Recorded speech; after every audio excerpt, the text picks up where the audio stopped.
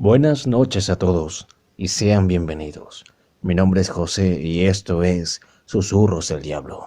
Bienvenidos todos a nuestra nueva sección de asesinos seriales.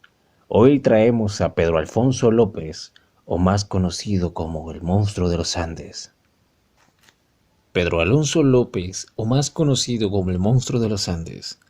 Pedro Alonso López nació en el municipio de Espinal, Tolima, a los 6 meses. Su madre se mudó a Santa Isabel, en el departamento de Tolima, Colombia, en 1948, en la época conocida como la violencia, periodo de guerra civil no declarada que provocó cerca de 200.000 muertes. Y sin lugar a dudas, esto funcionó. Pedro empezó a hablar con el padre, y al día siguiente ya había revelado actos tan repulsivos que el padre Gudino no llegó a oír ninguno más y pidió que lo sacaran de la celda, puesto que las cosas que había revelado Pedro eran totalmente inauditas. Las siguientes y breves entrevistas con el padre proporcionaron a los investigadores pruebas suficientes contra Pedro, terminando así con un rastro de violación y asesinato. En 1980 se declaró culpable a Pedro Alonso López del delito múltiple de asesinato y fue sentenciado a 16 años de cárcel. Y sin lugar a dudas, esto funcionó. Pedro empezó a hablar con el padre, y al día siguiente ya había revelado actos tan repulsivos que el padre Gudino no llegó a oír ninguno más y pidió que lo sacaran de la celda, puesto que las cosas que había revelado Pedro eran totalmente inauditas. Las siguientes y breves entrevistas con el padre proporcionaron a los investigadores pruebas suficientes contra Pedro, terminando así con un rastro de violación y asesinato. En 1980 se declaró culpable a Pedro Alonso López del delito múltiple de asesinato y fue sentenciado a 16 años de cárcel. Era el séptimo hijo de un total de 3 hermanos, hijos de una prostituta, Benilda López de Castañeda, y tuvo una infancia infeliz por la violencia del ambiente, el control excesivo de su madre y la ausencia de su padre, puesto que su padre, Mehdardo Reyes, había sido asesinado 6 meses antes de su nacimiento.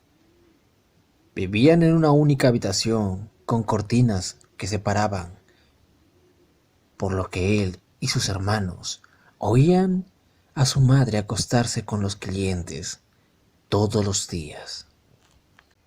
En 1957, con 9 años de edad, fue sorprendido por su madre intentando mantener relaciones sexuales con su hermana menor, y fue desterrado de su casa por esto.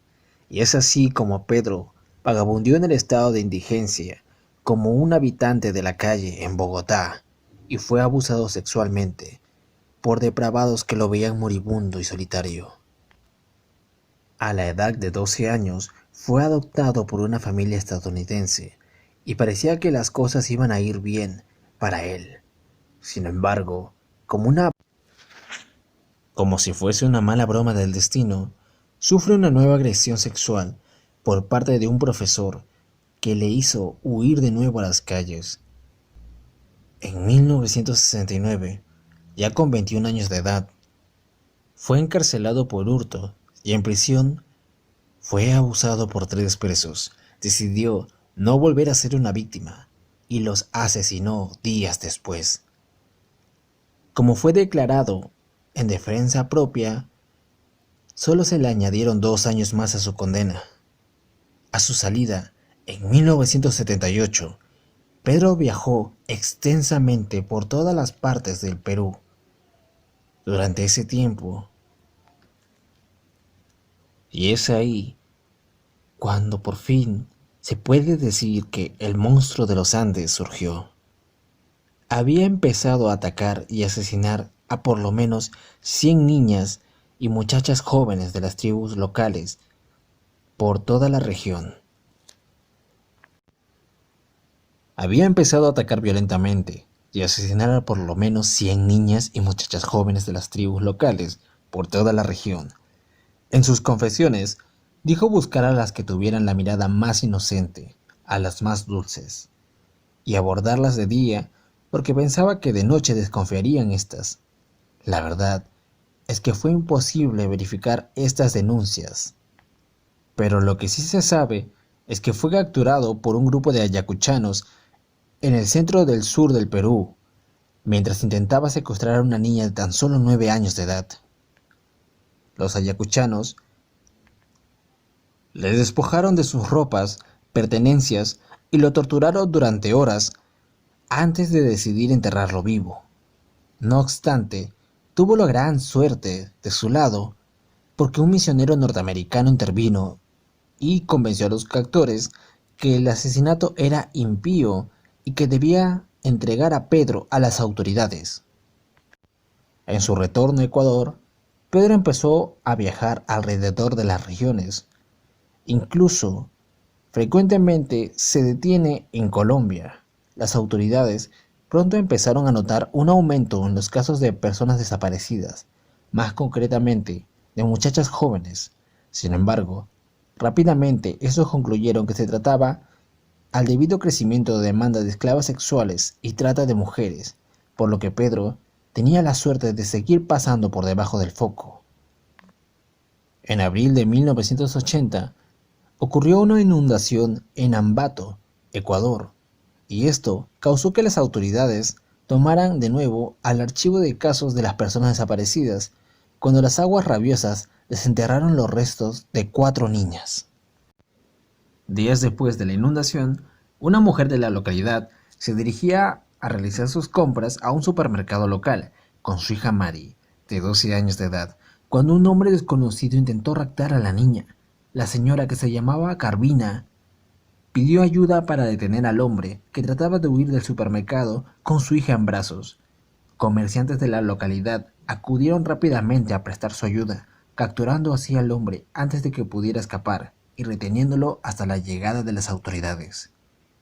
Pedro, sin embargo, se encontraba muy tranquilo cuando la policía llegó a la escena, pensando que tal vez se repetiría la misma situación que en Perú. Cuando regresaron a la comisaría principal con su sospechoso, la primera conclusión fue que tenían a un loco en custodia. Algo andaba mal ahí, algo no cuadraba con él. Una vez en la oficina principal de la comisaría, Pedro se negó a cooperar con las autoridades y permaneció en silencio en todas las preguntas del interrogatorio, pensando tal vez que el silencio sería más que suficiente para que lo llevaran a un loquero, lo dejaran suelto. Los investigadores pronto se dieron cuenta de que tendrían que emplear una estrategia nueva, algo diferente, para hacer hablar a su sospechoso. Así que uno de los funcionarios pronto surgió. Pronto sugirió que llamaran a un sacerdote, el padre Córdoba Gudino, que conoció y mantuvo conversaciones en una celda con Pedro. El diseño de la estrategia de la policía era usar al padre para que éste se ganara la confianza del sospechoso y confesara sus crímenes. Y sin lugar a dudas, esto funcionó. Pedro empezó a hablar con el padre, y al día siguiente ya había revelado actos tan repulsivos que el padre Gudino no llegó a oír ninguno más y pidió que lo sacaran de la celda, puesto que las cosas que había revelado Pedro eran totalmente inauditas. Las siguientes y breves entrevistas con el padre proporcionaron a los investigadores pruebas suficientes contra Pedro, terminando así con un rastro de violación y asesinato. En 1980 se declaró culpable a Pedro Alonso López del delito múltiple de asesinato y fue sentenciado a 16 años de cárcel, que en aquel entonces era la pena máxima en Ecuador. Hoy en día, él tendría 71 años. Está en libertad. No se sabe su paradero, así que podría estar en cualquier esquina. Bala